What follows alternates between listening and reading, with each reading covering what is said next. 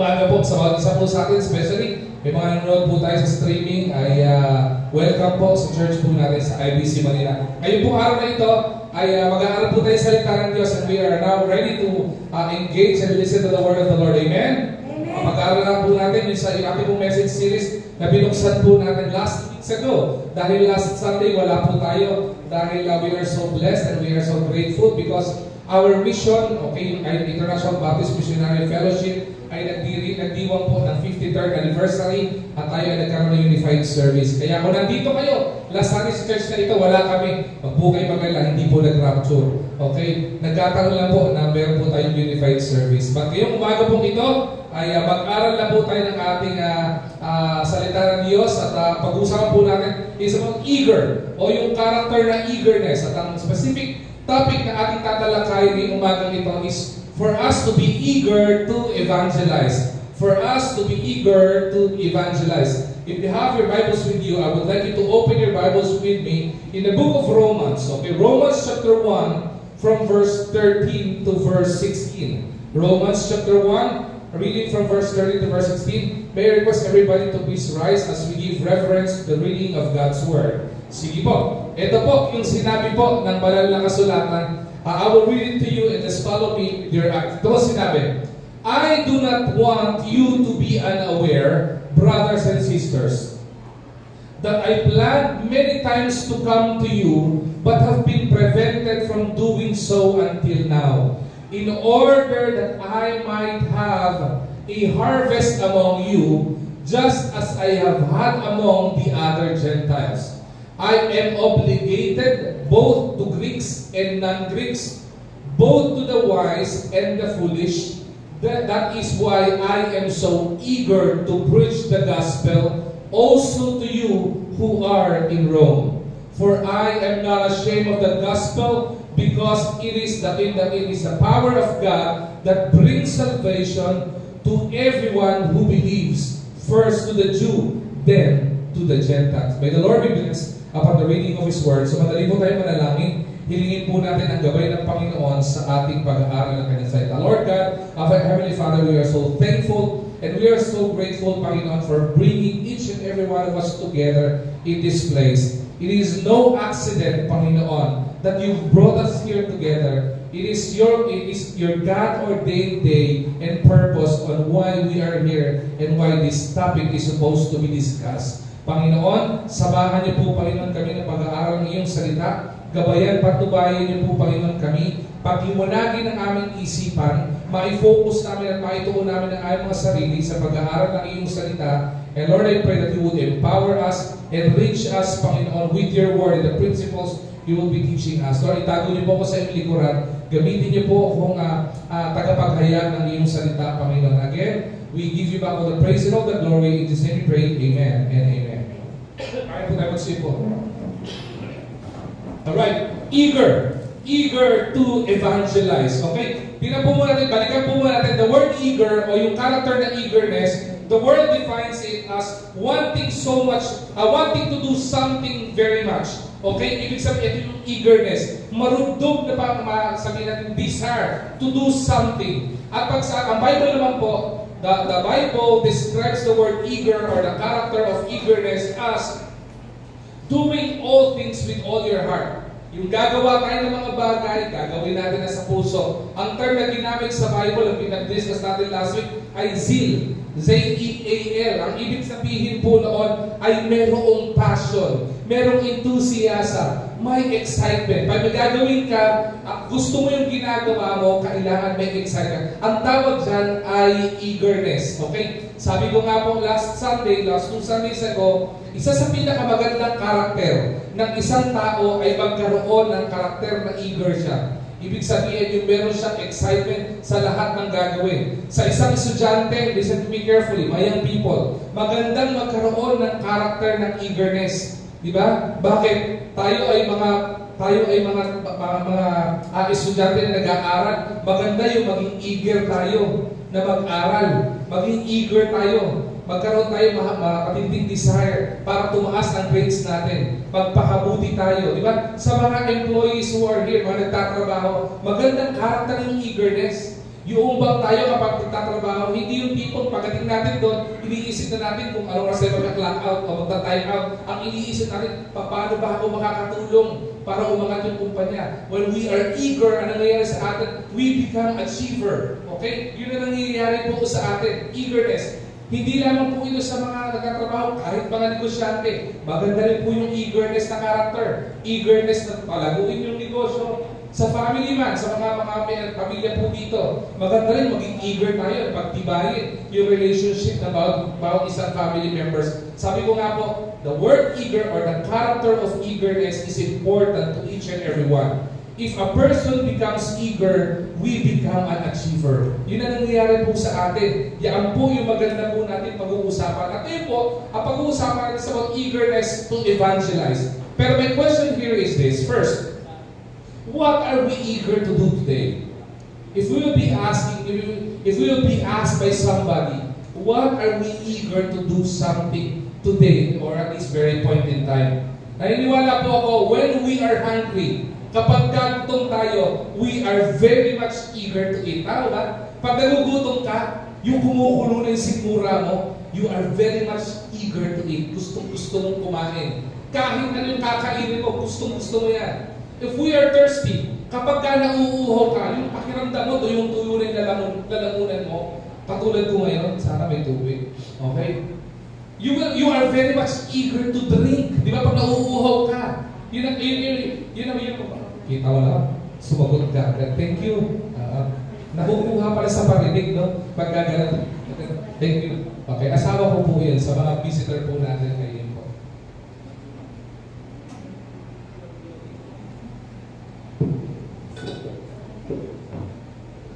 Hindi po ba? Nauhaw ako eh.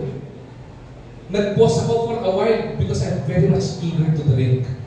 Kasi tuyong-tuyo na yung lalamunan ko at ako ay nahanapin na lalamunan. Ganun din po tayo. Kapag ka tayo ay nauuhaw, we are very much eager to drink. Kahit ano ba iinom natin. If we are searching for knowledge, kapag ka po tayo ay naghahanap ng matututunan, anong ginagawa natin? We are very much eager to learn. Diba? Kaya po yung mga bata, yung mga young people, kapag yan ay hungry for knowledge, ang gagawin yan, pupunta sa eskwelahan yan. Excited mag-aaral yan. Hindi mo ba? Ang mahirap pag sa eskwelahan, masarap mag-aral, mahirap mag-exam. Tama ba? Yung mga estudyante. Yun ang mahirap eh. Pero kung eager ka for knowledge, lahat ng mga bagay talagang biblik may absorb eh. Lalo ngayon, there is an explosion of knowledge sa buong mundo. Bakit? Nandiyan ang internet eh. Diba? May mga iba nga hindi na nag-enroll sa school, pumapasok na lang sila sa YouTube University. Diba? Paano yung ganito? I-YouTube mo. Diba? Paano kapag ka ganito? I-Google mo. Diba? Bakit ginagawa yun? Because we're very much eager to learn. Tama ba? Kaya nga po mag-iingat po tayo for learning. Hindi lahat na nakikita po natin na binobroadcast at hindi po lahat na nakikita natin online ay totoo. Marami po din ay fake news. But again, if we are hungry for knowledge, we are very much eager to learn. If we are looking for income, di ba? Sa mga gusto ng kumikita, we are very much eager to find a job. We are very much eager to find work because we want income. Di ba? Kapag ka mayroong pangailangan ng pamilya, kapag ka may bayarin tayo, anong ginagawa sa atin? We are very much eager to work. Right? Ginagawa natin bakit? Kapag ka may work, mayroong sahod. At kapag ka may sahod, may income. Kaya nga po iba sa atin, minsan iba-iba po sa atin. Para po tayong ibang bansa, para tayong mga Amerikano. Ang hindi na po uso dito sa Pilipinas, yung isa lang ang trabaho, iba-iba sa atin, 2 trabaho, iba 3 trabaho. Diba? Bakit? Because we are very much wanting or yearning for income, we are very much eager to work and we are working very hard. Kahit yung mga kapwa ko tatay dito, iba din makaka-relate po dito. Diba? We are responsible enough to provide for our family. That's why we are very much eager to work and to earn for our family. When we are experiencing failures, ito, kahit failure, iba sa atin kapag tayo ay tinamaan ng sabihin natin pagkakamali o we fail in a specific area, anong ginagawa natin? We are very much eager to improve or excel. Wala po siguro dito kapag ka nag-fail ka sa isang bagay, sasabihin mo, failure na ako. Karamihan po ng tao, especially kapag ka po ang tao ay may karakter ng eagerness, kapag ka nag-fail yan, hindi po nananatili ang lugmok. Hindi po nananatili po tayo na nakaupo sa isang tabi at tayo ay nagde-depress at nalulungkot na lang. Ano na ginagawa natin? We are eager to improve. If we fail in our relationship, okay, nagkamali ka sa relasyon mo, nagkaroon ka ng problema, nagkaroon ka ng pagkakasala sa pamilya mo, if you have the character of eagerness, you will have the character to improve. Paano mo babaguhin yung sarili ko para magtibay yung pamilya namin? Di ba? Kapag ka ikaw nag-fail ka dun sa relationship mo sa kaibigan mo, ano nang gawin mo? Dahil best friend mo yan, ang gawin mo? You will be very much eager to improve. If you have failure sa trabaho, nagkaroon ka ng pagkakamali, nagkaroon ka ng pagkukulang, at nagkaroon ka ng failure sa trabaho mo, ang ginagawa mo, pinipilit mong bumawi, pinipilit mong mag-improve, pinipilit mong mag-excel. Diba? When we're experiencing failures, we try to be we are very much eager to improve and excel on things. Bakit? Ulitin ko po, tandaan natin, a person who is eager, okay, becomes an achiever. At tayo pong mga anak ng Diyos, tayo pong mga mananampalataya, our purpose is to glorify our Master. Maganda po sa isang church, maganda po sa isang mananampalataya na we will become eager. Because a child of God who is eager doesn't necessarily mean maging achiever ka, but with your purpose, a primary goal and purpose, and that is to glorify our Lord and Savior and our Master. And that is none other than Jesus Christ Himself.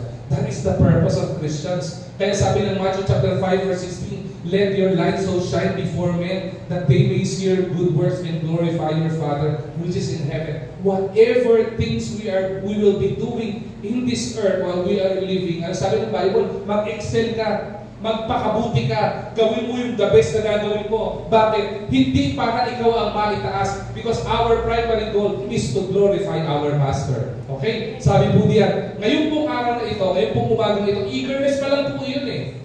Ang pag-uusapan natin, there are 4 specific lessons na pag-uusapan tayo dito. At ngayong araw na ito, pag-uusapan natin is about evangelism. It is about being eager to evangelize. Being eager to share the Word of God. Okay, in church as a child of God, what are we going to do? What are we supposed to be eager to? Ano po ba dapat magiging eager po tayo? Tandaan po natin, one of the most important thing every Christian should be eager to as a child of God is to be eager to evangelize. Ulitin ko po. Ang sabi po dito, one of the most important thing, okay, every Christian should be eager to, as a child of God, is to be eager to evangelize. Bakit? Ano po ba ibig sabihin ng evangelize? Or ano po ba ibig sabihin ng evangelism? Iba sa atin, tingin po natin dito, napaka-technical na biblical na word po nito. But as simple as evangelism means, or evangelize means, is to share the good news. Ibig sabihin, ibahagi mo yung magandang balita. Evangelism is sharing the good news that all we need, okay, is Christ, and He is the source of our hope and salvation. Ulitin ko po evangelism is sharing the good news. Ano yung good news na yun? That we all need Christ in our lives, and He is the source of our hope and salvation. Wala pong sino man dito na magsasabing hindi po natin kailangan ng Panginoon. Believe it or not, you might be surviving in your life today, but I tell you, hindi po aksidente na dinala ka ng Panginoon dito. Dahil gusto ng Panginoon na maintindihan mo at maintindihan ng bawat isa sa atin na kailangan natin ang Panginoon. At tandaan po natin, kung ikaw sa tingin mo wala ka ng pag-asa, sa Diyos may pag-asa. Kung ikaw sa tingin mo hindi mo alam kung saan ka pupunta, kapag ka ikaw ay namatay kung saan sakali man, ang Diyos ang ating salvation. Pastor, ibig sabihin po ba, pag namatay ako, pwede kong masigurado kung saan ako pupunta pag namatay ako? Absolutely yes. Yun po yun eh. Kaya nga po may kahalagahan ng evangelism. That is the good news. Akala po ng karamihan, kapag namatay na tayo, wala na. We will be on an empty space. Di ba? Sabi, we will be on the universe. with other creatures. Diba? But sa Bible at sa Panginoon, sigurado po at may kasisiguraduhan na may pupuntahan ka. At sa Bible, maliwanag po dalawang bagay na pupuntahan po natin pag namatay tayo. Dalawa lamang po yan. Una, langit o impyerno. Pastor, walang pagitan? Wala po. Wala pong pagitan ng langit at impyerno. Ang pagitan po ng langit at impyerno ay at. Pero, dalawa lamang po sa Bible ang alam ko na napupuntahan natin pag namatay tayo. Book of Revelation, dinescribe ang impyerno. Ang impyerno ay dagat-dagatang apoy. Alam niyo po ba yun? That is how hell was described in the New Testament, the Book of Revelation. Pero sabi ng Bible, listen to this carefully sabi sa Bible, dagat-dagatang apoy. But this is something ironic that we would be thinking of. If hell is lake of fire, bakit ang description ng Bible, hell is dark? Kapag ka po may apoy, ano po meron? Liwanag. Bakit po sa Bible, nung dinescribe sa Book of Revelation, madilim? Alam niyo po, sino po dito chemist? Meron ka chemist dito? Yung mga mahilig kayo maghalo-halo, halo-halo. Iba yun. Masarap yung pag-summer. Yung chemist, may sa mga chemicals. May iba't iba pong level ang apoy. Pag tingnan niyo po ang kandila, magsindicate ng kandila, may iba-iba pong kulay yan. Meron po dyan yellow, red, blue, tapos may black, parang smoke. Iba-iba po yun. Kaya po may kulay yun. Yung kulay po na yun, iba-iba po ang level ng init po noon. Okay? At sabi, okay, ng mga sanay sa mga chemicals, alright, ang pinakamainit daw po ng apoy ay yung kulay itim. Alam niyo po kung bakit? Tagalogin ko po. Ang Tagalog po ng itim na apoy ay asupre. Okay, alam niyo ba, nagagad po yung asupre, no? Yung asupre, ito po yung apoy na sumusunog o tumutunaw ng bakal. Isa sa pinakamatigas na material, okay, ay bakal. Ano po bang bakal dito? Ito, bakal to eh. Ito, pag nilagay mo sa asupre to, malulusaw yan. Ganon kainit. At ang mga tao na mamamatay ng may kasalanan, na walang personal na relasyon sa Panginoon, susunugin sa impyerno ng panghabang buhay. Pastor, paano yun? Eh kung yung bakal na, nilagay mo, sunog agad eh. Paano susunugin habang buhay? Isipin nyo, that's weird, di ba? Pag pinasok doon, malulusaw ka. Dahil mainit eh. Bakal na, nalusaw eh. Tayo pa kaya? Kahit na tingin ka sa katabi mo, kahit na tingin mo katabi mo, parang bakal to, parang bato Kapag kaya katabi mo, namatay yan, na walang Kristo sa puso at hindi kilala ng Panginoon at walang personal relasyon sa Panginoon, susunugin sa impyerno yan. Malulusaw yan. Masusunog yan. Ang masakit yan, pagkasunog niya, pagmulat ng mata niya, impyerno pa rin. That would be eternal. Gusto niyo po ba na? Subukan po natin. Nasubukan niyo na po ba mapasok? Sino po nasubukan ng mapasok dito? Pakitas nga po kamay. Sa motor. Sino po dito yung napasok ng ilang beses na? Hindi pa kayo nadala. Napasok ka na isang beses eh. Inulit mo pa. Di ba? May napasa motor. Mainit yung tambucho. Talaga mainit? Hindi, malamig yan. Papasukin ka, susunuin ka habang buhay. Bad news yun. Hindi po ba? Hindi magandang balita yun. Pero listen to me carefully. May magandang balita. Sabi ng John chapter 3 verse 16, makinig kayo maigi po dito Ang sabi ng John 3:16, for God so loved the world that He gave His only begotten Son, that whosoever believe on His name should not perish, but have everlasting life. Sarap nun. Hindi tayo, makinig po kayo maigi, hindi po tayo nilalang ng Panginoon para mapahamak. Ang disenyo ng Panginoon sa atin ay magkaroon ng kaligtasan. Bakit? Ang ganda po ng description ng langit. Buksan niyo ang Bible. Ang sabi ng Bible, we will be walking in streets of gold. Di ba? The land flowing with milk and honey. Isipin niyo, sino po dito may ginto? Saan nakalagay yung ginto? Sa tenga. Yung ginto nasa tenga nyo o nasa liig nyo. Sa langit, tinatapakan nyo lang yan. Yung babaganda po doon, hindi po yun eh. Maliwanag po ang John chapter 14, verse 1 to 2. In my Father's house are many mansions. Diba? So kung tayo nakatira tayo sa lupa, sa isang bahay na barong-barong o maliit lang ang bahay mo, kung sa langit ka pupunta, hindi barong-barong ang titiran mo. Mansyon ang titiran mo. Ayaw mo pa nun? Di ba magandang balita yun? Di ba? Sino sa inyo ayaw tumira sa mansyon? Ang gusto ko, pastor, mainit. Gusto niyo mainit? Minsan ko lang hiniling yung mainit. Nung nagpunta po kami ng Ate Joyce ng Japan, ang lamig. Sabi ko, sana mainit. Pero pag nasa init ka, maniwala ka, tataas ang bill ng kuryente mo. Bakit? Gusto mo lang naka-aircon. Bakit? Gusto mo malamig. Ang gulo natin mga tao, no? Pag mainit, gusto malamig. Pag malamig, gusto mo mainit. Diba? Pero ang pinakamagandang balita po ito, kapag po tayo ay may personal relasyon sa Panginoon, meron po tayong langit na bayan uuwian. Yan po yung magandang balita. Buksan mo TV mo, nakakalungkot. Magbukas ka umaga pa lang, na aksidente, na hit and run, na hold up. Diba ang pangit na balita? Ang magandang balita, yung pagbukas mo ng TV. Diba? Mamaya, dadalaw si Mayor, may ayuda. Yan ang magagandang balita. Tama ba? Yan ang magandang balita eh. Dati nanonood pa ako ng balita, I've been listening and watching news pa rin from time to time.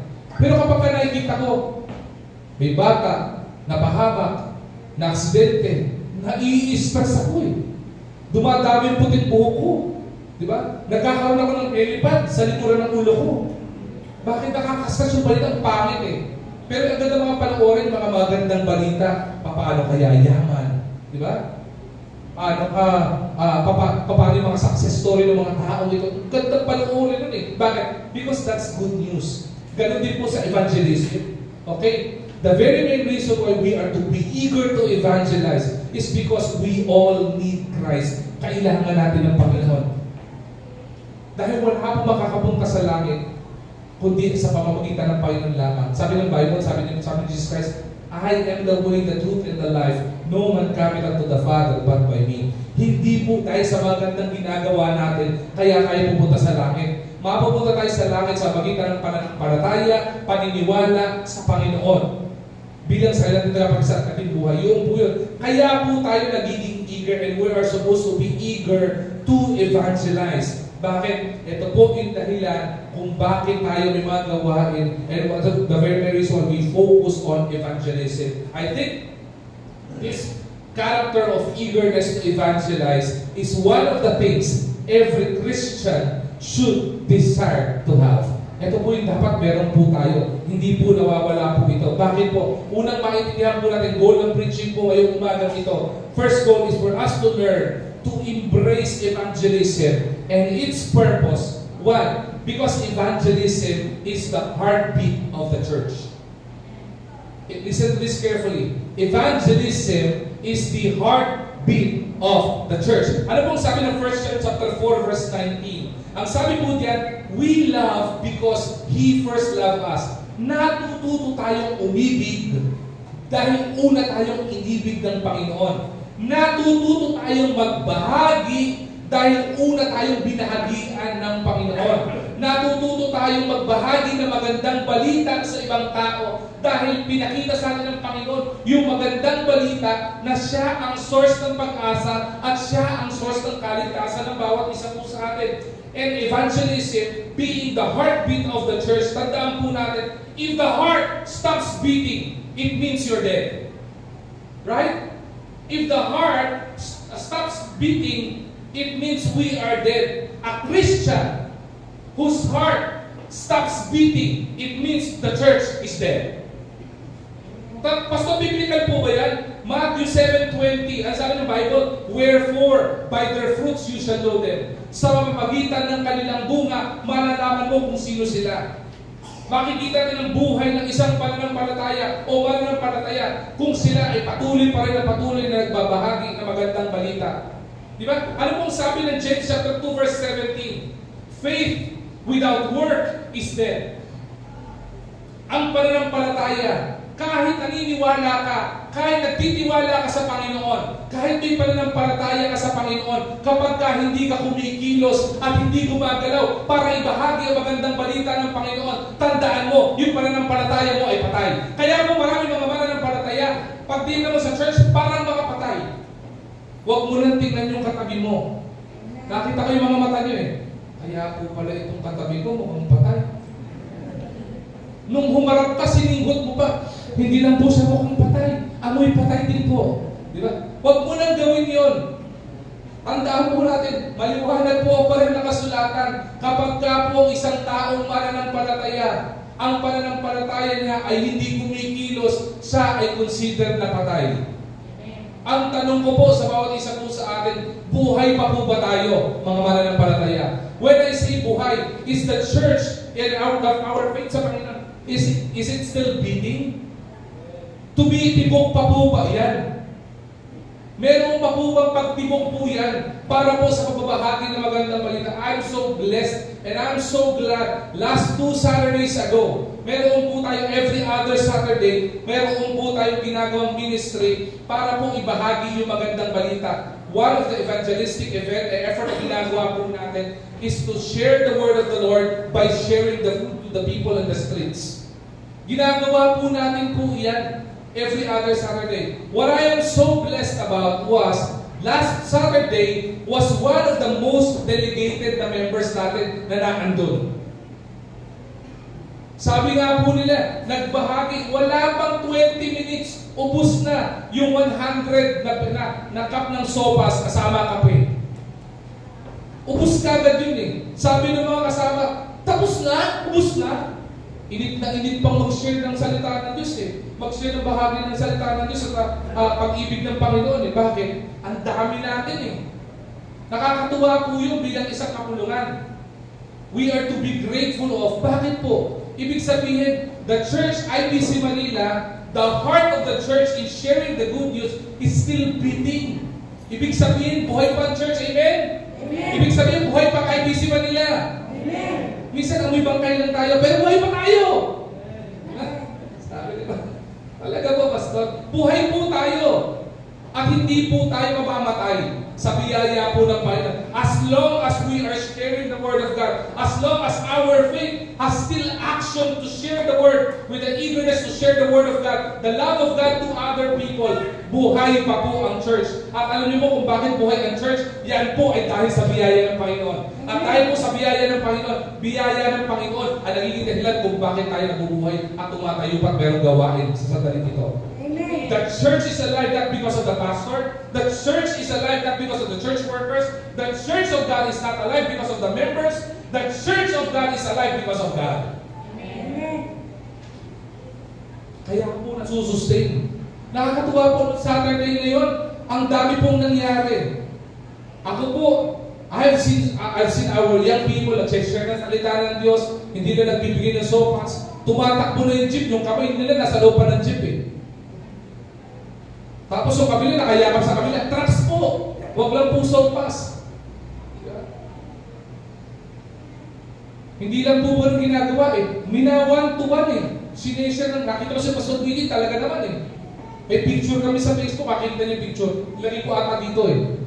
Nakaabay si Pastor BJ dun sa nagbumotor. Sabi niya, namatay ka ba? Alam mo saan ka pupunta? Pag tinabunan ba kita ng sopas sa tot, nalagnos ang balat mo. Alam mo saan pupunta? Ikita niyo, ang pogi oh.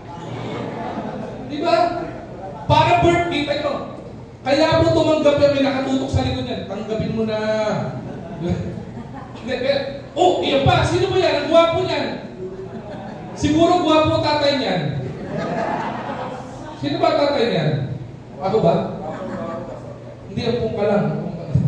Anak ko po yan. Oh, kita mo. Tingnan mo naman. Hindi lang winantuan eh. Grinupo eh. May hirapan ako isa-isa. Lakatin ko na to. Diba? May iba pang picture dyan, maniwala po kayo. Sa ibang picture, ako po naiinis pa ako, nagagalit. Bakit? Huwag po kayong tatawid. Iba sa kanila nagbabahagi ng ganyan. Nasa gitna ng kalye, binubusinahan na kami. Pero alam nyo, ang tawag doon, eagerness eh. Wanting to do something. Wanting and very eager to share the word of the Lord. Alam nyo kung naging bunga nun? Sayang hindi umattend, ano? Nandiyan ba? Sana sumagot, no? May isa po Chinese nakatira po dito sa taas. Lumapit kay Ate Ana. Tapos, nakausap ni Ate Ana. Nagulat lang ako, bilang tumuid si Ate Ana. Buti hindi nasagasaan. Pastor, pastor! Ay ko, bakit? Ano meron? Kayo na nga po kong usap dito. Bakit? English no speed na ako, pastor. Sabi ko, ako pa tinawag ito. Kay Pastor BJ na lang, single to eh. Hindi, di ba alam, baka may asawa na yun. Isang Chinese national, nagtatanong, bakit mo ginagawa ito? Why are you doing this? Why are you doing such effort? Diba? Ako sabi niya, pwede ba selfie? Nakipag-selfie, yun lang pala. Selfie kami. May picture dyan eh, pagpakita natin. Ay, ayan o, kita nyo? Kaya iba yung meeting mo nasa likod, yun. Pareho pa sila naka-stripes. Ito na ba? Ito na, single. Ito na ba talaga ang pag-asa? Ito na ba ang regalo para sa kanyang kaarawan? Diba? Hindi ko alam. Diba? Pero setting that aside, yung meeting ni Pastor BJ, isa sa nagiging bunga dyan, hindi lamang po tayo basta-basta nagpapahagi lang ng pagkain. Ibinabahagi natin magandang balita, maging ilaw tayo sa mundong ito. Sharing the gospel. Tandaan po natin, the very main reason why we are sharing the gospel, listen to this carefully. The gospel of Christ has a transformative power. Alam niyo ba yan? The gospel of Jesus Christ has a transformative power. Specifically, our encounter with Jesus Christ have a transformative power. Ibig sabihin, yung pong magandang balita ng Panginoon, may magandang maidudulot sa buhay ng isang tao. May magiging pagbabago sa buhay ng isang tao. Lahat ng nagkaroon ng personal encounter sa Panginoon, after hearing the good news and the gospel of Jesus Christ, nagkaroon ng magandang pagbabago sa buhay niya. So, pinakamaganda na mangyayari sa buhay ng isang tao ay mapakinggan at marinig natin na may pag-asa sa buhay na ito at mayroong salvation na yan ay dulot ng Panginoong Jesucristo. Mahalaga po iyon. That is what we are to be eager to share the gospel. That is why the church should never stop beating yung puso natin when it comes to evangelism. Mahalaga po yan because of its transformative power. Yung mahalaga po niya. Now, tingnan po natin. Pangalawang goal po natin is for us to establish enthusiasm in evangelism. Kung ang evangelism at pagbabahagi ng salita ng Diyos at ang Panginoong Jesucristo mayroong pagbabagong idudulot sa buhay po natin yan, hindi ba dapat maging enthusiastic tayo o maging eager tayo o maging excited tayo to share the gospel? Kung alam mo na yung Panginoong Jesucristo, yung pag-ibig ng Panginoon ay magdudulot na magandang bagay sa buhay mo at sa pamilya mo, hindi mo ba ibabahagi yan sa pamilya mo? Ulitin ko po kapag may isang magandang balita na alam mong makakapagbigay ng dulot at maganda sa buhay mo, ibabahagi mo ba sa pamilya mo yan? Patunayan ko po sa inyo po yan. Nung panahon ng pandemic, kabi-kabila ang ayuda. Tama po ba? Amen. Tandaan po natin, pag may ayuda, wala pa yung truck ng ayuda. Di ba? Alam na hanggang kasulok-sulukan ng barangay na may ayuda. Bakit? Magandang balita eh. Kaya yung mga marites, di ba? Nagkalat. Alam kagad eh. 1 linggo pa bago dumating yung ayuda, alam na nila magkakaroon ng ayuda. Kaya maganda, i-marites natin kung alam nyo kung ano, yung magandang balita ng Panginoon. Ang common ng introduction ng mga marites, di ba? Alam mo ba? Di ba? Si ano? Di ba? Yung mga marites, di ba? Alam mo ba? break na si Bea at saka si Dominic. Naku, grabe. Yun ang mga minamarites ngayon, di ba? Alam mo ba na si Gabi at si Sharon, break na sila. Huli ka na sa balita. Ang magandang imarites, yung magandang balita ng Panginoon, sabihin mo, alam mo ba? O alam mo ba? May kanta pa to eh. Alam mo ba kung saan ka pupunta? Pagpatuloy ka, nagkakasala. O alam mo ba kung saan ka pupunta? Kung ikaw ay di handa. O, ano title ng kantang yun? Hillsong. Pag hindi mo alam kung saan ka pupunta, na wala kang pananampalataya sa Panginoon, may kanta sa'yo. Sa impyerno punta mo. Di ba? Kanta na Sunday school yan eh. Di ba? Kayo mga bata, doon sa Bible, sa Sunday school. Di ba? Ganun din po eh. Magandang balita po yan ng Panginoon. Magkaroon tayo o makapag-establish tayo ng pusong excited para ibahagi ang salita ng Diyos. So ngayon pong sandaling ito, tingnan po natin yung tatlong bagay na makikita po natin kay Apostle Paul na halimbawa, okay, kung paano siya naging eager to evangelize. Romans chapter 1, verse 16. One of the key verse ng Romans chapter 1 is this: For I am not ashamed of the gospel, because it is the power of God that brings salvation to everyone who believes, first to the Jew, then to the Gentiles. Tandaan po natin, ang background po ng story po na ito, in Romans chapter 1, i-unveil po natin yung post-unwavering commitment. At kung babasahin po natin Romans chapter 1, mayroon po mga Christians, o group ng Christians na nasa Rome. Okay? Rome ay isang lugar. At itong Roma, hindi po lahat ng mga tao sa Roma ay mananampalataya. Though marami pong Kristiyano sa time na ito, meron po siyang unwavering commitment to go there. Bakit siya meron unwavering commitment to go there? Kasi po, meron siyang desire. He is very much wanting. He is very much eager to share the good news. Bakit? That the Lord is our salvation. The Lord is our source of hope. Bakit? Dahil nga po, marami po sa Roma, hindi pa po mananampalataya. And, listen to this carefully, sa Roma, mayroong persecution ng pagbabahagi ng magandang balita. Apostle Paul knew this because he was the first ever. And he is the most brutal when it comes to persecuting Christians. Kaya po meron siyang eagerness. Naintindihan din po niya yung emotion. Meron siyang deep emotion. Meron siyang deep excitement to go there. Kaya kung papasin natin, may mga pagkakataon, pinagbabawalan siya pumunta doon. Pero yung marugdog na eagerness niya to evangelize, despite many obstacles doon sa pagkakapunta niya dito, talagang pinipilit pa rin po niya, excited pa rin po siya. Diba? And makita po natin, ulitin natin, ma-establish yung enthusiasm natin sharing the gospel of Christ, because the gospel of Jesus Christ, specifically our encounter with Jesus Christ, has a transformative power in our life.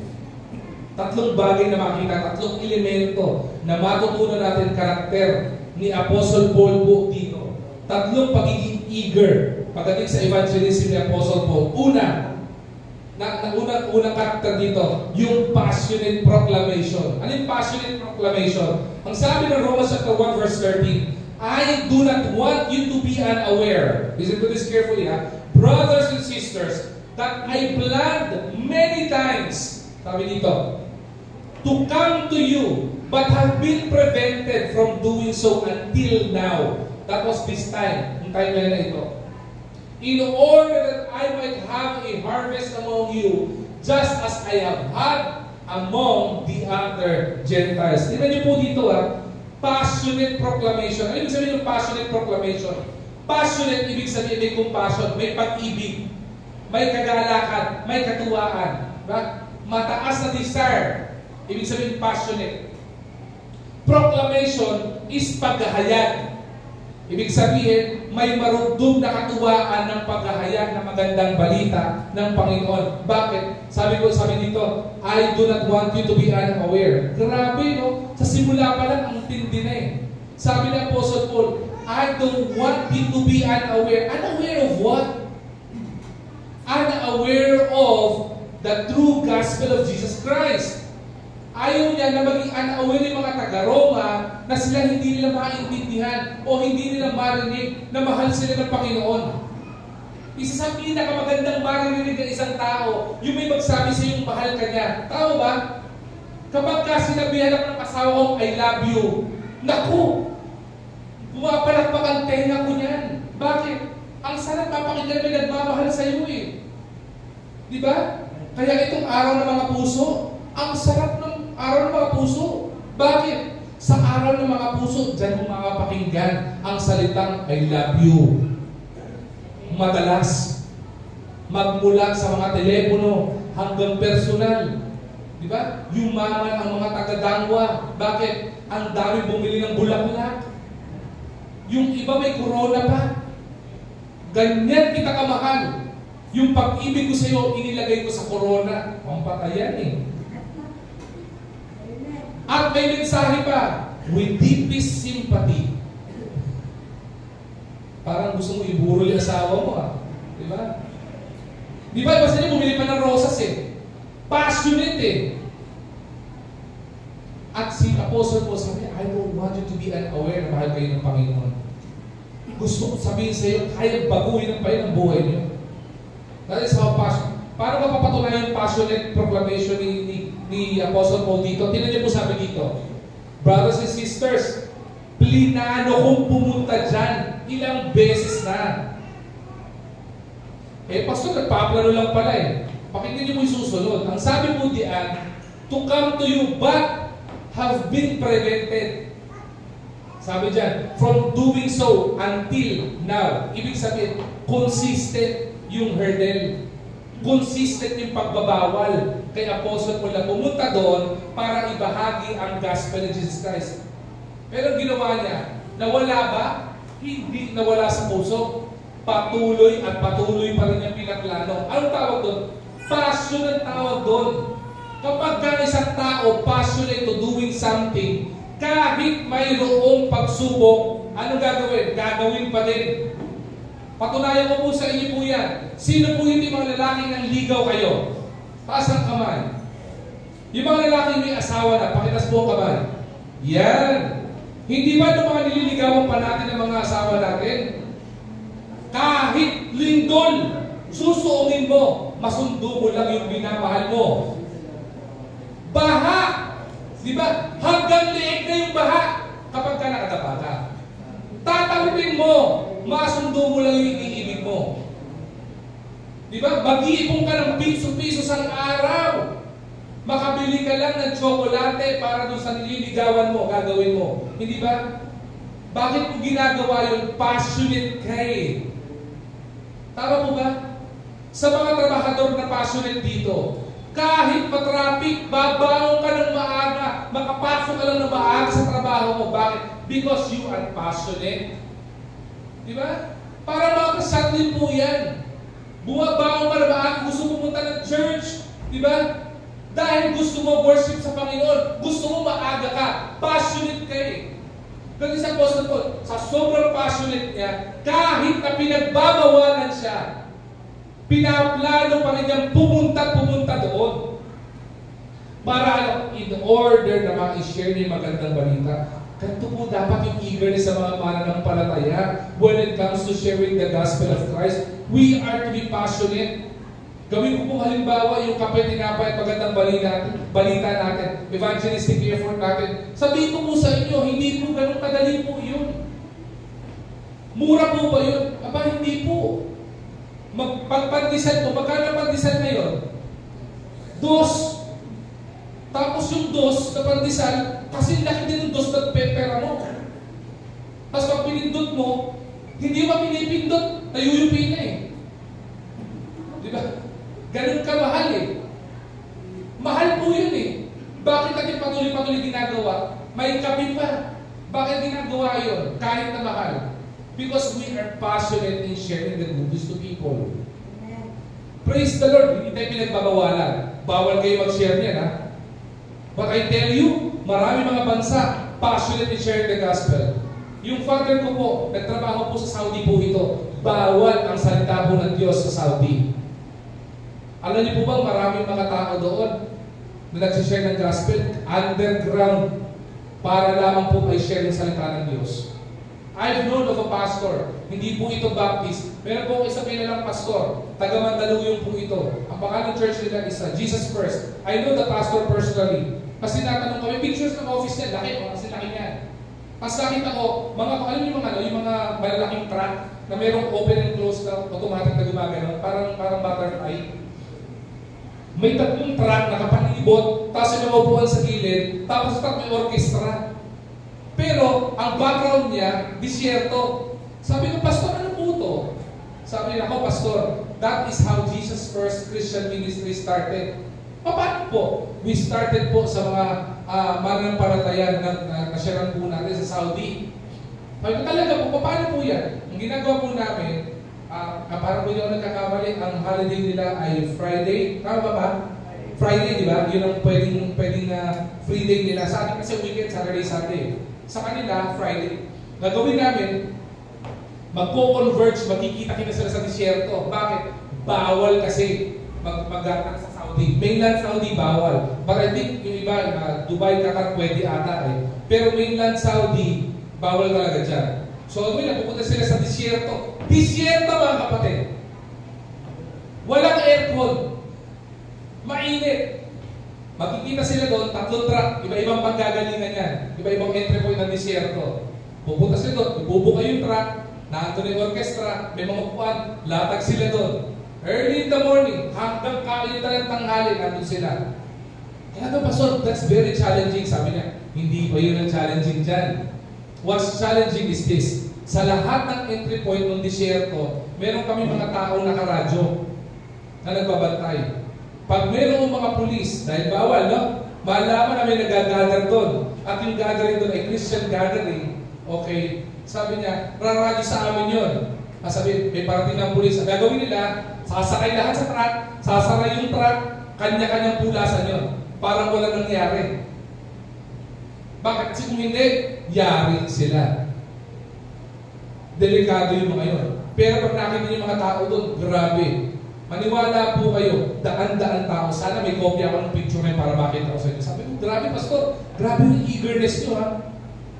Yung tumatagagtak na yung pawis nyo dyan, talagang ganyan. Tapos yung danger ng buhay nyo, mailalagay kayo sa danger sa buhay nyo. Pero talagang mag-share pa rin ka. Sabi niya, hindi ba yun ang responsibility natin to share the gospel? Same as Apostle Paul, pinagbawalan siya doon, pero hindi siya nagbago.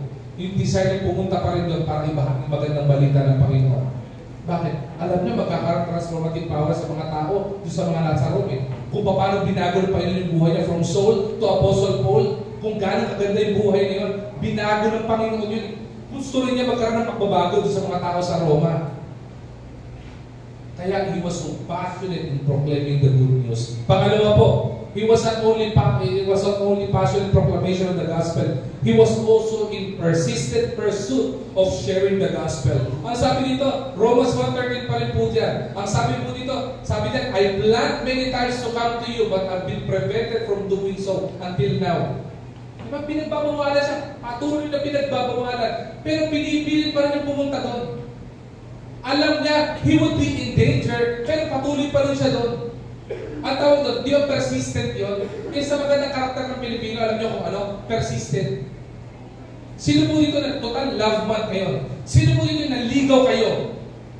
Binasted kayo? Na-experience yung mababasa, parang sa kami, bakit nagtatas ng kamay-kamay? Naligaw ka? Oh. Lalaki, malalaki? Dati. Oh. Umiyak ka pa sa taas. Diba?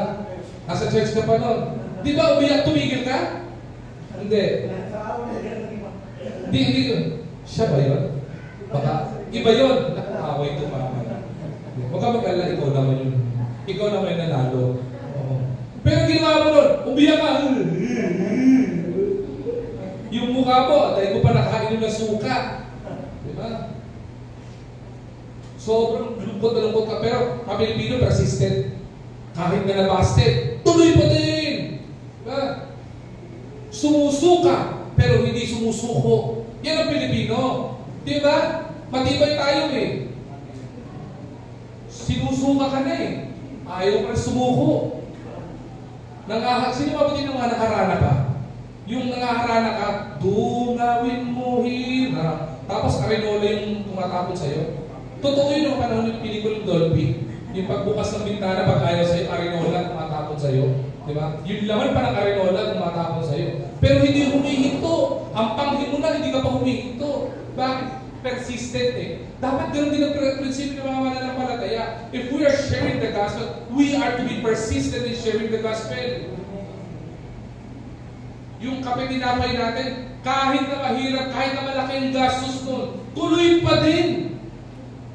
May makikita ka tayong bunga o wala, tuloy pa rin.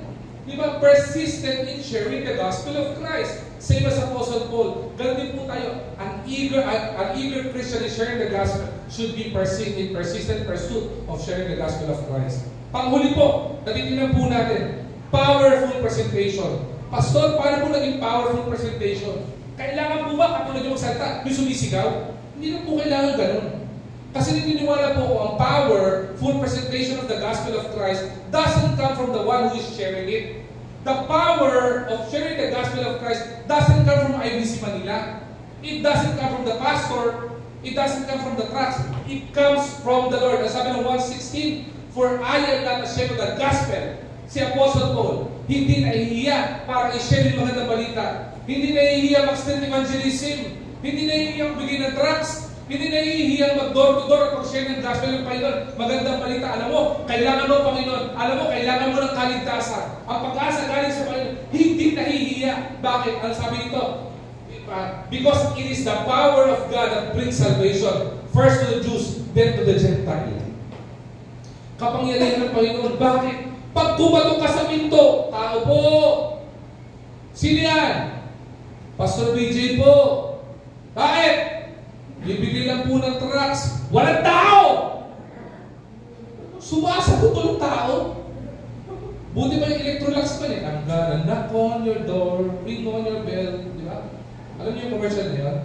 Di ba yung mga nag-aalok ng mga vacuum cleaner dati? Kakatok-katok ng gano'n, di ba? Tapos mabibenta ng pagpag tayo.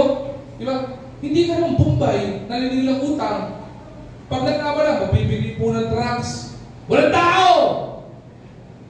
Mas may takal. Kala mo, aso siya yun. Ayaw ka lang papasukin. Baka iba sa atin, naalala ko kwento ni Pastor James, yung lead pastor natin. I would remember, kasi bago ka pumunta sa lon, hindi ka lon ng tao, lon ng bahay kapag hindi ka imbitado. Iba, kinakasakan pa na shotgun eh. I'm gonna count 10 seconds. You need to be out of my lawn, or else you will see what you haven't seen before. In Tagalog, bumulot ka, Diego. Mas parang yung tulog na, parang cowboy, di ba? Pero hindi natatakot mag-share ng gospel eh. Katok pa din. Di ba? Isa sa pinakamatinding evangelist sa atin, isa sa naging pastor pa ng IBC, Pastor Dudes. Grabe to. Kumakatok. Si Pastor Dudes, matangkad natin yun eh. Alam niyo ba si Pastor Dudes, 6 flat yun? Sa sobrang pag-visitation, ngayon 5 buwan na lang ata. Dati, naku, maniwala kayo. Huwag kayong loloko-loko kay Pastor Dudes. Bakit? Malakas sumuntok yun. Alam niyo bakit? Nahasa yun. Alam niyo kung paano? Katok ng katok sa mga pinto. Tao po! Walang nagbubukas. Tao po! Diba? Yan, sila dalawa ni Pastor Ray, tandem sila. Grabe pong sipag sa paghahayag ng salita ng Diyos eh. Bakit? Because of the power of the gospel of Christ. Hindi sila nahihiya. Diba? Diba sa atin, narinig yung hiya? Ang naaalala nyo, right mate. Huwag mahihiyang magtanong. Mali eh. Baliktad eh. Dapat sa mga mananampalataya, ganun din. Huwag mahihiyang maghayag. Yun ang maganda. Diba? Yun ang right mate. Diba? Right mate, baka naman. Diba? Naka-live stream tayo, diba? Diba? Yun ang dapat mga mananampalataya. Hindi tayo nahihiya mag-share ng gospel. Pag sinabi, street evangelism tayo next Saturday. Di ba, una ka nga hawak ng mikropono, kailangan natin ng Panginoon. Men shall not live by bread alone. Di ba? Yun naman maganda. Ang pag-asa ng bayan ay Panginoon. Kung gusto mo karoon magbabago buhay mo, kailangan natin ng Panginoon. Yun ang maganda. Powerful presentation. Hindi nahihiya. We are not to be ashamed of the gospel of Christ. Yan ang tunay na Kristiyano. At yan ang tunay na buhay na church. IBC Manila, buhay po ba tayo? Amen. Buhay po ba tayo? Amen. O, di ibig sabihin, next Saturday, ang kape tinapay natin, 5 minutes lang. Bakit, Pastor? Kung lahat tayo nandun kung tigi-tigi sa pandesal, ilan tayo doon? 50? O isang bigayan na, 2 bigayan na, tapos na. Diba? Malamang si Pastor PG pala nag-Islamic Evangelism. Na gusto ko makita next time, yung mga maghahawak ng mikropono, di ba? Mag-share ng gospel, si Brother Axel. Habang naka-vlog pa yun. Diba? Yan ang gusto mo dating na. Gusto mo ng gantong dating Yung mga tipo presidente ng motorcycle club. Di ba? Kahit babae, hindi mahihiyak. Hindi naman mas Tita Mira, mukha bang nahihiyak? Nakayuko lang yan. Alam niyo bakit? Hindi siya nahihiyak. Pinagpe-pray niya yung mga yan. Pastor BJ, nahihiya ba si Pastor BJ? Hindi nahihiya si Pastor BJ. Kita mo naman, no? Sa laki niyang yan. Nabiro lang. Hindi nahihiya Si Doy, nasaan si Doy? Diba? Hindi nahihiya Kung nakita ko, natuwa ko bilang tatay Dahil doon naibili ko ng rubber shoes Nabudol ako Huwag ka na mag-share ulit. Nabudol ako Hindi, tuloy mo lang. Diba? Okay lang yun. Nakakatuwa yung mga ganyang bata. Bata pa lang. Hindi na pala bata yan, burang na pala yan. Pero sa edad niyang yan, nag-share ng gospel. Diba? Totoo, hindi lang mas bilang na anak ko yan Nakita niyo ba itong batang to? The Young Evangelist. Nandiyan ba yan? Nandiyan ba si Jacob ba yan?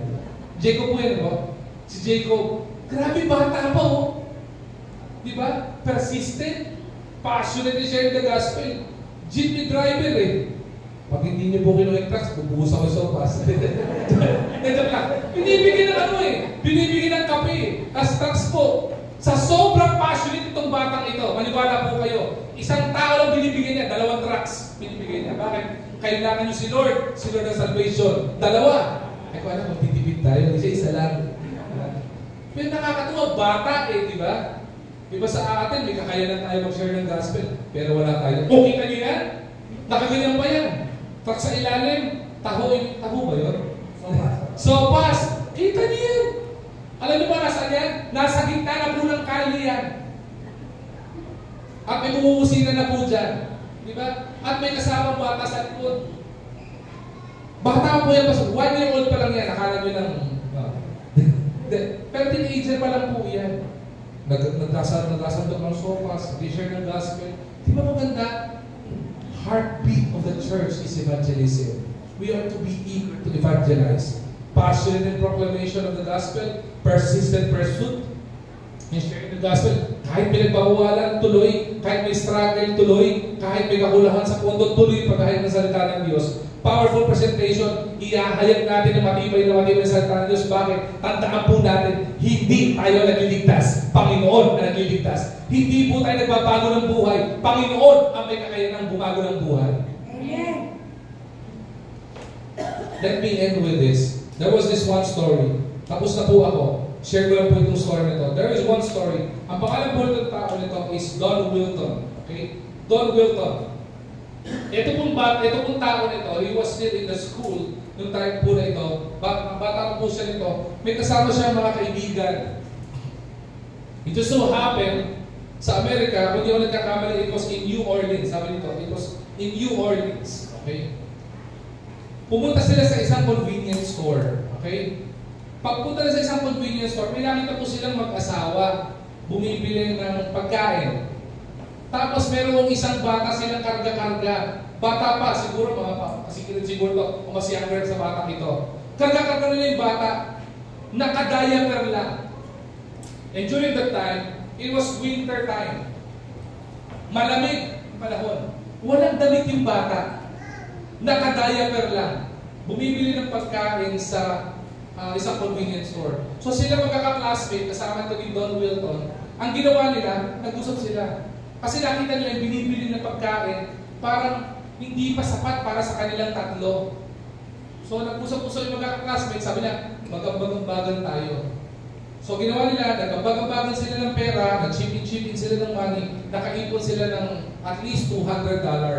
So ginawa nila, inipon nila yun, nirolyo nila yung pera, tapos inabot nila doon sa lalaki. Habang nasa counter yung lalaki, sabi niya, huwag ka na pong tumingin, don't look back, I just want to give this to you. Nilagay niya sa pocket yung money, hindi niya sinabi ko na yung amount. I would like to give you this money, buy food for your family, and I just want you to know, sabi niya, that there is hope. Sabi niya, I just want you to know that God loves you so much. Shinare niya sa tao ito. Gusto lumingon ng lalaki, don't look back. Sabi niya, don't look back. I just want to bless you. We just want to give you this amount of money, and we just want to let you know that God loves you so much. Sabi niya, sinaksak niya yung $200 ay $200 sa wallet o sa bulsa ng tao. So ginawa ng tao, sila mga classmate, dali-dali silang umalis because they need to go back to school. Bumalik sila, umalis sila sa convenience store. Yung mag-asawa, yung buong pamilya, ginawa nila, umalis sila sa counter. Bakit? Kasi pagtingin nila nung bulsa ng lalaki, nakita nila, uy, ang daming pera nito. Baka kami pa tayo ng mas masarap ang pagkain. So, umalis sila sa convenience store, bili pa sila ng pagkain na makakain nila. Okay? Several years back. Okay? Moving forward. Itong mga tao ito, itong classmate ni Don Wilton, they were in a Bible seminary. They were in the Bible school during that time. Graduate na sila. Don Wilton was already a pastor during the time. Di ko alam na dito yung pangalan ng church eh. But you can Google it. Pwede nyo hanapin yung church dito. Okay. Naging pastor na siya ng isang church. Then, one service nila sa church, umatin yung tinulungan nila. Sabi nung lalaki na umatin, I recognize that voice. Sabi niya, I vividly recognize that voice. Kilala ko yung boses na yan.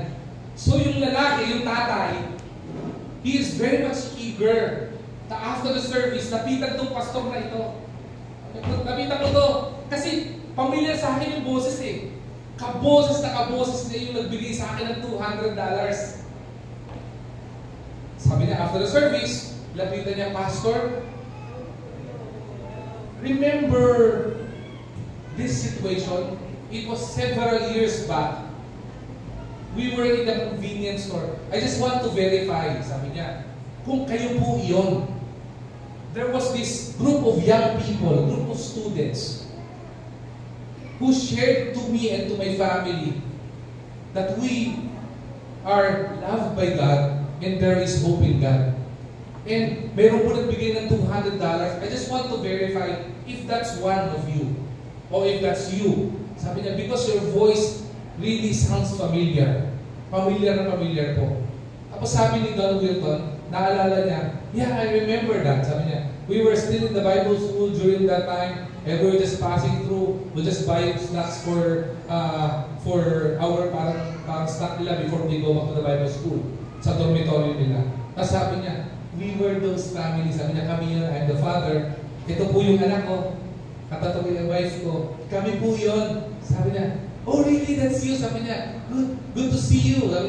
Sabi niya, buti nga po na-meet po namin kayo personally because I would remember, hindi niyo po kayo pinaharap. Pag talikod po namin, wala na po kayo eh.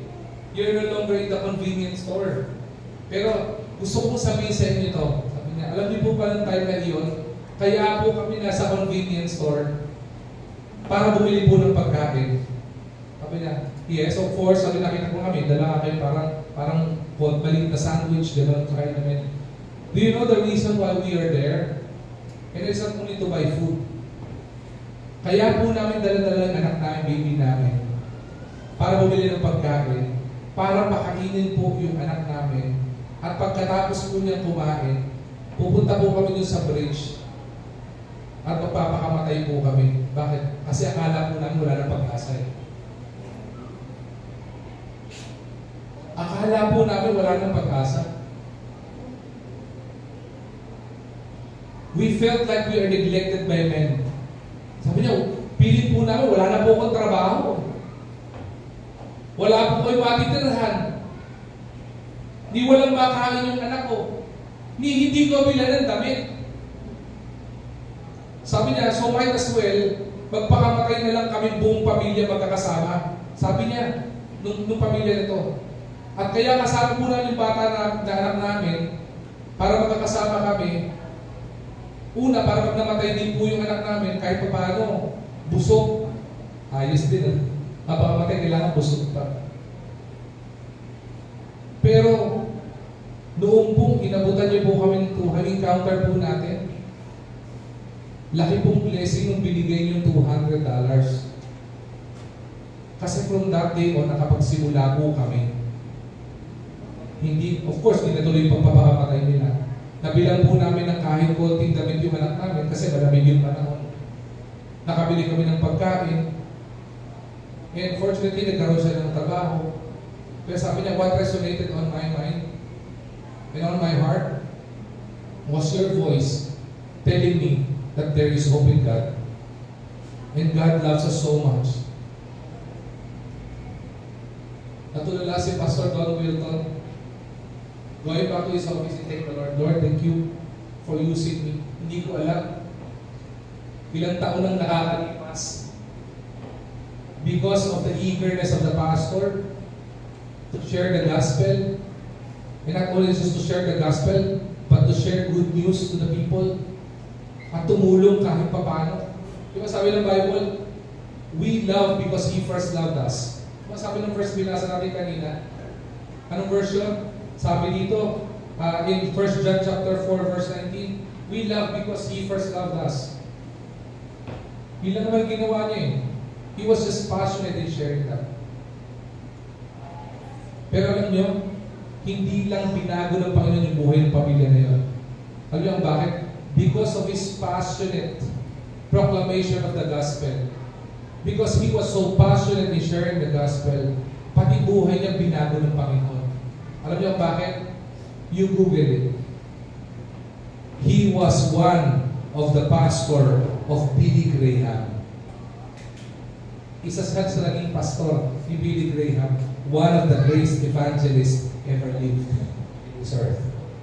Alam natin, si Billy Graham, hindi naman si Don Wilton ang nag-share ng gospel sa kanya eh.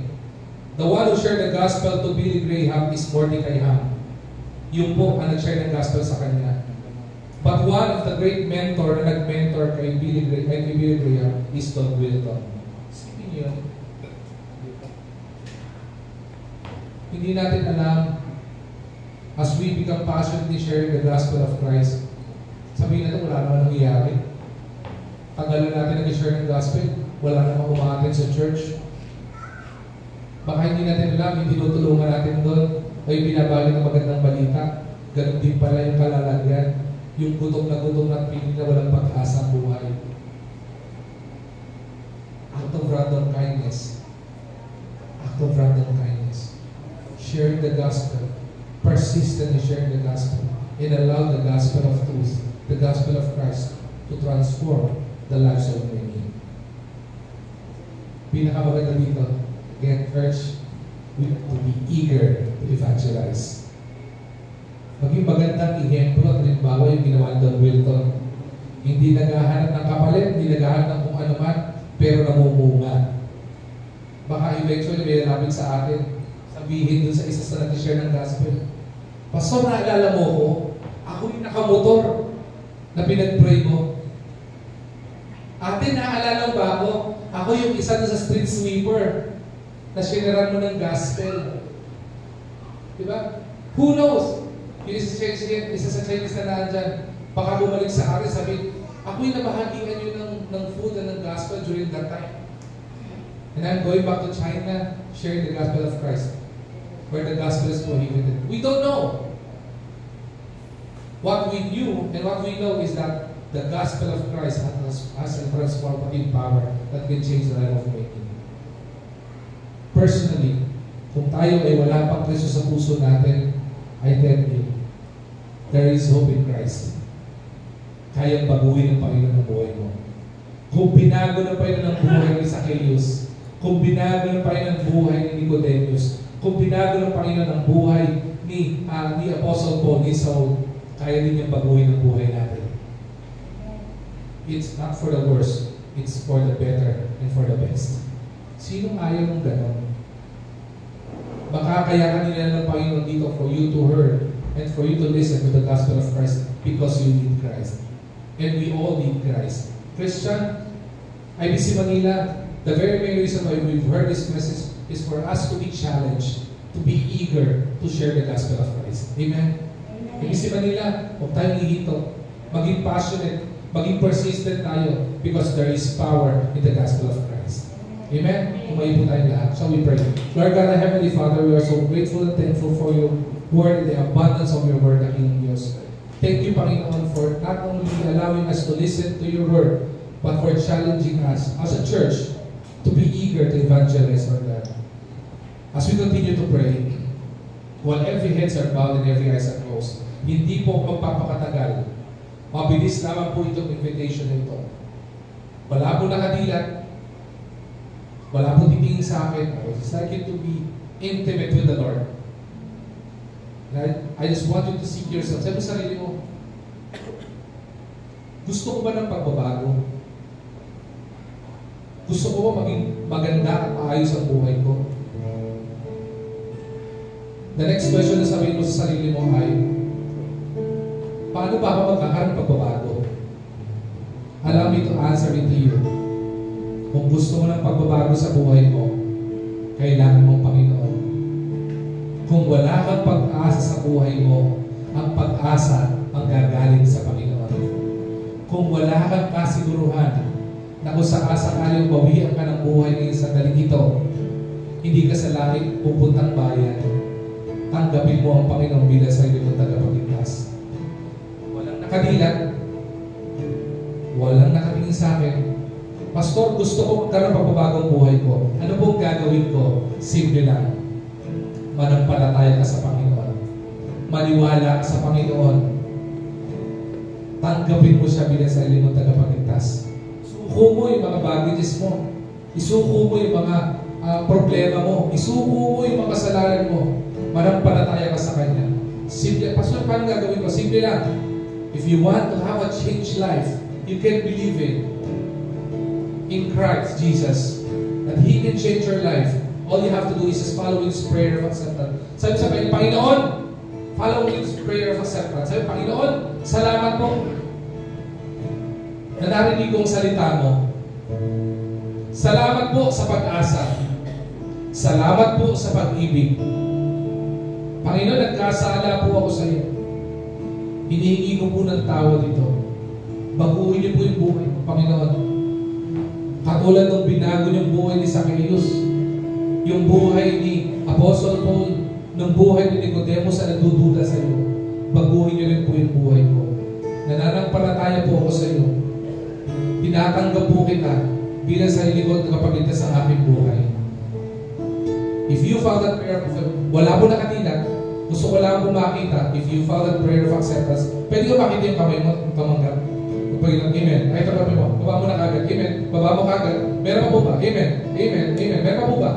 Yung tumanggap ka, sumunod sa prayer na yun. Sa lahat na sumunod sa prayer na yun, maliwanag po sabi ng Bible, John chapter 1 verse 12, but as many as receive Him, to them give me power to become the sons of God. Ayun pala, binago na ng Panginoon ang buhay mo. Ginawa ka ng anak ng Diyos. May pag-asa sa buhay. Tandaan, ang pag-asa at ang kaligtasan galing sa Panginoon. Church, IBC Manila, it is time for us to continue and to keep on keeping on. Huwag tayong panginginaan ng loob. Patuloy na titibok ang puso natin sa paghahayag na magandang balita ng Panginoon. Hindi tayo dinala ng Panginoon sa Manila, sa Pedro Hill, sa Santa Ana. Hindi tayo dinala ng Panginoon para magkita-kita lang at umamit lang. Dinala tayo ng Panginoon dito para maging ilaw. Dinala tayo ng Panginoon dito para maging instrumento, para maraming tao sa lugar na ito na makarinig na may pag-asa ang buhay. Maaari may mga taong pinanghihinaan ng loob, magamit tayo instrumento ng Panginoon na maging encouragement sa kanila, na sabihin sa kanila, alam, kapatid, may pag-asa sa Panginoon. May problema ka, kayang solusyonan ng Panginoon yan. Maging instrumento tayo na maging magandang balita ng Panginoon. Shall we pray? Panginoon, salamat sa amo ng iyong salita. Salamat po sa biyaya. Salamat po, Panginoon, sa karakter na tinuro mo sa amin, Panginoon, na dapat namin matutunan. At yan po ay walang iba kundi yung karakter ng pagiging eager. Maging yearning kami, Panginoon. Maging excited kami, Panginoon. Maging enthusiastic kami, Panginoon. Maging persistent kami, dakilang Diyos, sa powerful sharing of the gospel of Christ, Lord God. We are not worthy to share it, but you've given us a privilege, Panginoon, to share your gospel, Panginoon. May the heartbeat of the church, which is evangelism, keeps on beating in IBC Manila. We don't want to be a church that is dead, because faith without work is dead. We are working in the ministry of sharing the gospel because we are alive. And we, as IBC Manila, are alive, Panginoon, because of your grace and your grace alone. Patuloy mo kaming hamunin. Patuloy niyo po, Panginoon, kaming gamitin na maging ihemplo, Panginoon, ng paghahayag na magandang balita. Dahil ang magandang balita mo na makaka-encounter, Panginoon, kayo sa buhay ng bawat isa, yan po, Panginoon, magiging source ng magandang transformation sa buhay ng bawat isa po, Panginoon, sa amin. Continue to use us, O Lord. In Jesus' mighty name we pray.